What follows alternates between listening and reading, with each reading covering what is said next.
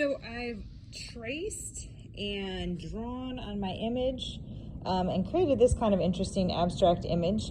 Remember, you're not going to have this. This is what you're going to have in the background, or it'll just be light.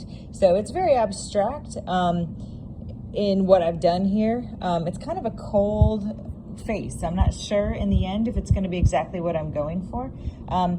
So one thing I decided, even though I had done my color scheme, I thought I needed some warmth, so I added in a bit of kind of a salmon color. One thing I always really like is to have some detail with the eyes. It's hard to see until you're over a white background, but I like some detail with the eyes to kind of give a bit of life to the image. I wanted to talk a bit about printing and what happens when you do this marker.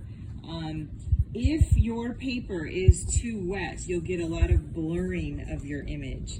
You want enough marker that you get a kind of nice, flat, smooth image. I'm not as fond of the ones where they're very kind of lined here. This was actually because I tried it on dry paper to see what would happen. This was on paper that I had soaked. This was on paper that I soaked, but I didn't blot enough, so it got very, very blurry, which is not something I'm fond of. This one I thought was kind of nice. It was on printmaking paper, but a little bit thinner paper, so it didn't get that nice pressure effect in the same way, but was kind of an interesting sort of spontaneous image. This one also, the paper it was a little too damp. So this is a thing where you kind of have to experiment. I also didn't like black. Black sometimes separates out as it prints, so you have to be kind of careful with the colors. So we'll see what happens with this one. I'm not sure if I'm fond of the image, but it's good to see the process, which is my whole point with this video. So I'm gonna move over to the station I have for registration. I've got bottom, left, right, and top all labeled. I know where I'm going to put my plate. My paper was soaked and blotted off screen. I'm going to line my paper up on the bottom edge of this, which should hopefully be good registration. My hands are clean as I'm printing. The paper needs to be wet enough that it activates the marker. If the marker can sit for days actually, and the wet paper will reactivate those washable markers. I'm gonna just kind of float my paper down over the top, and I need to get some nice pressure.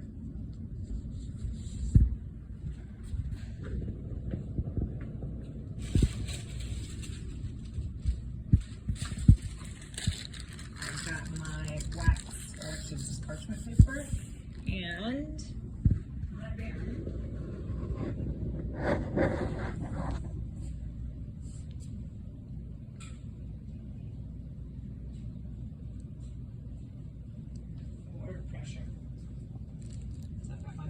Or my wooden spoon. I can, as I press, I can feel that there's that edge of my plate. But again, I shouldn't end up cutting, especially because this was such a thin plexiglass plate. Really making sure, because I can feel that edge, I can tell that I'm getting every part of the print. Again, pressure is downward pressure with your shoulder over your wrist. You're using your body weight, not so much muscles as just gravity to help you. I tend to think we all have enough body weight to handle it, but you know.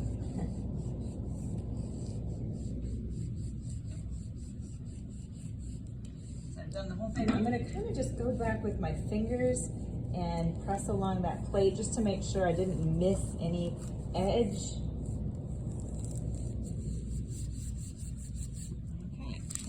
Move and see what we got here.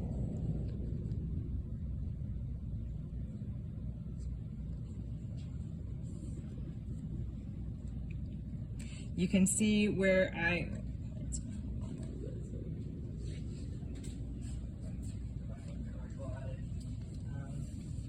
it had a little too much water there, which I'm never as fond of when it blurs like that. The marker, these were all lines that I did. This was hatching. The hatching did spread just a little bit, way more than I anticipated, to get kind of a smoother image. And I tried putting just a speck of purple. I had just a little bit of different color to make those eyes pop out, to create a bit of a focal point up there. All right, so it's really kind of fun. It's quick and easy actually to do this, and you can try multiple types of prints, which is really kind of fun. You know, I could go, this is obviously a very abstract coloration, but I could go back and try doing more traditional natural colors, more local colors, which is the actual color of the face. I could try something bright pink, you know, it's really kind of fun. And I think part of the secret here when I blot it is to make sure it sits for just a minute, and so that any excess water evaporates.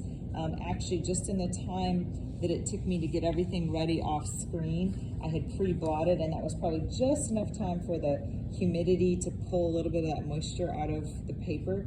And this one part it didn't, but everywhere else it did really nicely. So that's probably a good